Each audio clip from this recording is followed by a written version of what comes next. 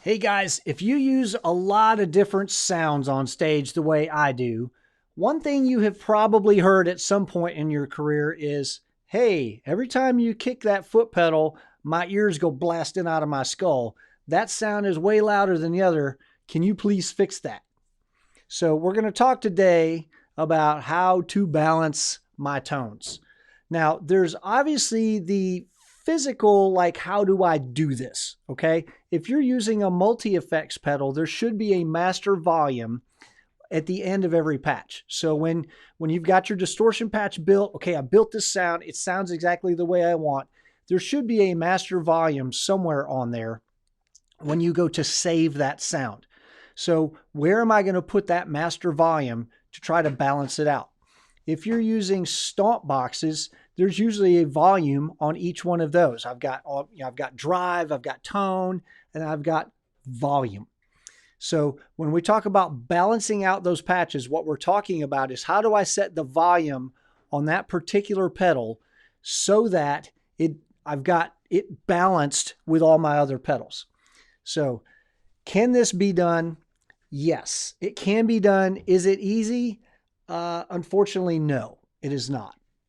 So what I like to teach when I'm teaching is how do we talk about the science behind what we're doing so you understand the barriers to success, and then you can overcome those barriers with the tools that I'm going to give you.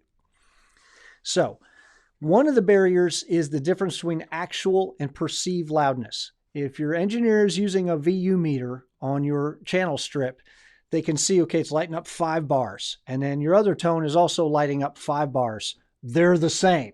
Well, they are measuring the same actual loudness, but sometimes our ears will perceive one of those sounds as louder than the other.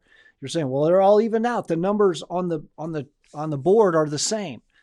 Well, the guys in the band are like, listen, I don't have one of those numbers in front of me. All I know is that one of them makes my ears hurt and the other one doesn't. So it is actual versus perceived loudness, and we'll get into that. The other one is that I use those tones differently. You can't just play the same way on your auto wah patch as you do on your distortion patch and expect to be able to level it out that way. You have to play what you're going to play. On distortion, I end up banging around on my low strings, and on auto wah, I generally do like some little chopping stuff on the high strings. Well, those are different. And so I'm trying to balance out the way I'm actually going to use these pedals on stage. And then the other thing is, how do these tones lie in a mix? I don't necessarily want them all the same level. I've got some pad tones that I use that I don't want them to be as loud as my solo tones.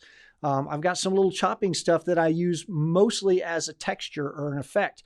So I actually want that to be quieter than I want my solo tone or sort of my meat tone, okay?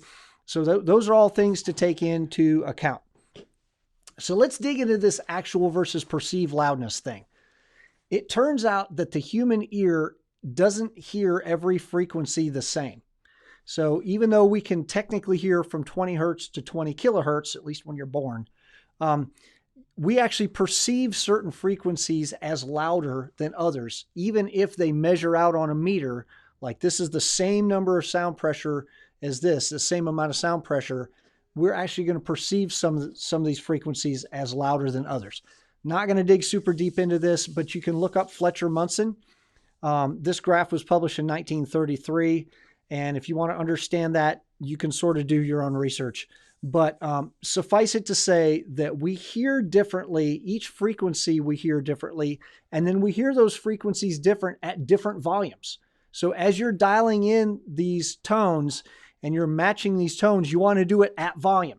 If you try to do it like in a quiet rehearsal space, you're going to get to the gig and discover that they are not nearly as balanced as you thought they were.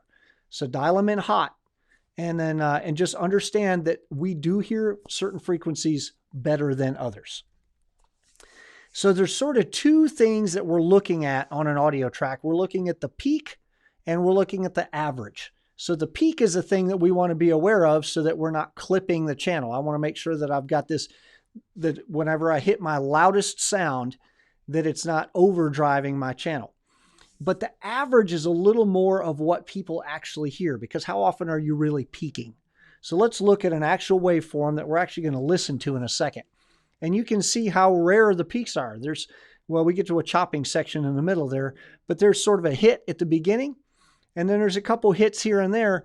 But really what we're mostly listening to is sort of that average, that fat part in the middle. And that's where we want to try to get these averages lined up as much as we can. So when we look at a meter, and we're going to be looking at a multimeter from Logic Pro X here in just a second, there's going to be 3 numbers that we're looking at. One is true peak, and that tells me where did I get the absolute loudest. And as long as that stays below 0, I'm okay. And then we're going to look at RMS. RMS is root mean square, and it's a mathematical average of how loud that track was on average. And then there's LUFS. And LUFS is also it's an averaging technique. It's loudness units relative to full scale. And RMS is also relative to full scale. So both of these are going to be negative numbers, and they're going to tell us that we are below clipping. How far below clipping are we, basically? But LUFS actually takes into account the fact that the human ear hears certain frequencies as louder than others. So let's listen to this video real quick. What I did is I recorded a track and then I copied it. So it's exactly the same. It's not me trying to play the same thing twice. You're like, well, he played that different. No, I played it one time and copied it, and then I applied 2 different effects to it. And you're going to see, I've already put up the peak and RMS and LUFS numbers. So let's just listen to this real quickly.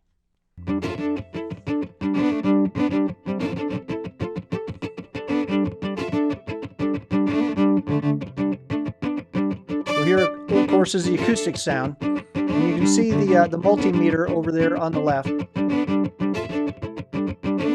And you can also see the sort of the frequency pattern there. So you see those sort of the bars, the devil horns over there on the right. That is the left and right channel, and that is going to be peak and RMS. And then the one over that's next to it that just disappeared, let's see, there it is. The one that's sort of that solitary blue bar, that's LUFS. So you can see here on the acoustic track that I was, on average, I was minus 21 dB below clipping, 21 dB below clipping. And then since this is a stereo track, I had to look at either left or right. I just picked left.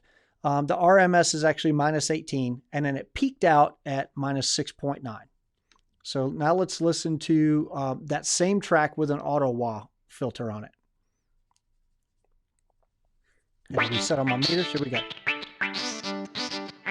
You could hear and see that it occupies a very different space.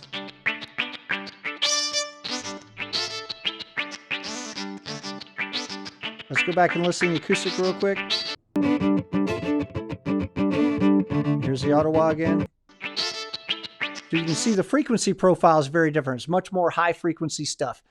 And you can see that it peaked only about 1.3 dB lower than the acoustic sound did. RMS shows that it's like 7 dB quieter.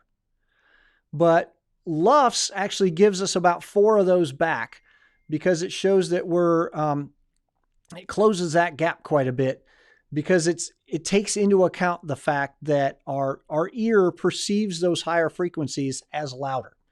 So typically my auto wah, I try to leave it a little quieter because I know that it's perceived as much louder, and it takes up a different space in the mix. So I would probably consider these balanced.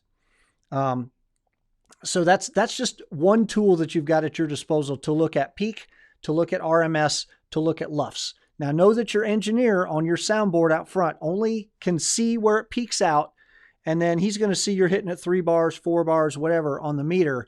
He's actually looking at, that would more or less be kind of like RMS. His board is not going to give him any of this loudness units or any of this LUFS information. That's just something that you're actually going to hear with your ears, and it's an attempt to kind of quantify that, okay? Now, there are certain effects that are going to affect you here. So like a wah or an auto wah is going to be really peaky. When you put the toe down, it's going to peak pretty hard. So just be aware that that's a peaky thing, and maybe even throw a compressor on there. Distortion is going to have a high perceived loudness versus actual loudness because of all the high frequency overtones that are put in with distortion. your fat, clean sound, like you've got this real lush acoustic sound, it's going to show that it's louder than it seems. It's going to have actual loudness. So you just need to compensate for all these things. The other thing is, woo, that got weird. Let's just pretend that didn't happen. Okay. That pitch, higher notes are going to be perceived as louder than low notes. Low notes are going to show actual loudness on the meter. High notes are going to be perceived as louder. Okay. And then there are going to be techniques that are more peaky. Chopping is peaky. If you're playing with a lot of pinched harmonics, like you're doing those false harmonics with a distortion sound to sound like a guitar feeding back, those are going to have a very high perceived loudness, but they're not going to show real loud on a meter. And then double stops are going to show very loud on the meter versus how they sound in your ears.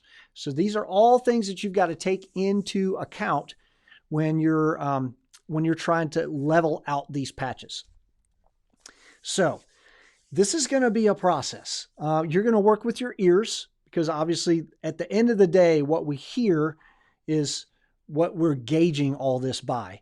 But you can use meters to try to help quantify some of the things that you're hearing. And you can use those to kind of say, well, is this patch louder than the other? At the end of the day, if it sounds louder, we have to treat it like it is. But you can look at the meter and maybe that's going to help you do some balancing. It's going to be a trial and error process. You can let the folks in your band know, listen, I don't expect to have this fixed this week, but this week will be better. And the next week will be a little better. And the next week will be a little better. And just spend some time talking with your engineer about these things. If you have your own engineer, which is a real blessing, by the way. But if you have an engineer that you can work with, just say, listen, can I come in 30 minutes early and we can try to balance some of these out sort of between the meter and the ears and how this is going to lay in the mix. And it's going to be a process, but your engineer is going to appreciate you. The people in your band are going to appreciate you, and it's going to help you get the call back. So I hope all this has been helpful for you. And if you've got questions, you can put them in the comments section below. All right. Best of luck.